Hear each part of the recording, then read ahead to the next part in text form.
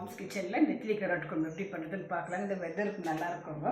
அதுக்கு என்னென்ன தேவையான பொருட்கள்லாம் தேங்காய் பாலுங்க, டொமேட்டோ பியூரு, ஆயில், ஒரு வெங்காயம், கருவேப்பிலை, கொஞ்சம் இஞ்சி பூண்டு பேஸ்ட்டுங்க, 2 பச்சை மிளகாய், கொத்தமல்லி, கத்திரிக்காய் தேவை இருந்தால் போட்டுக்கோங்க, இல்லைன்னா விட்டுடுங்க.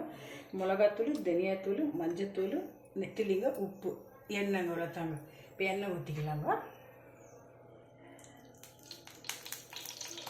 இதில் கத்திரிக்காய் போட்டுக்கலாம், பச்சை மிளகாய், இஞ்சி பூண்டு பேஸ்ட் போட்டு வதக்கிக்கலாங்க. நல்லா நெத்திலி எல்லாம் கழுவி வச்சுருக்குறாங்க, அதை போட்டுக்கலாங்க.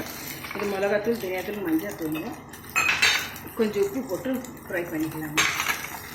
நெத்திலி எல்லாம் வதங்கிடுச்சுங்க. இப்போ டொமேட்டோ தூள் போட்டுக்கலாங்க. டொமேட்டோ தூள் போட்டு 1 நிமிஷம் வதக்கிடுங்க. தேங்காய் பால் வச்சுக்கலாங்க. இப்போ தேங்காய் பால் வச்சு ஒரு 5 மினிட்ஸ் கொதிக்க வச்சுட்டு இறக்கிடலாங்க. ஃப்ரெண்ட்ஸ்,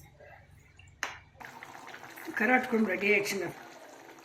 ரெடி ஆகிடுச்சுங்க ஃப்ரெண்ட்ஸ். இந்த வெதருக்கு வார்மாக இருக்குங்க. இது கத்திரிக்காய் கரோடு போட்டு செஞ்சு சாப்பிட்டாக்க நீங்களே ட்ரை பண்ணுங்கள் ஃப்ரெண்ட்ஸ்.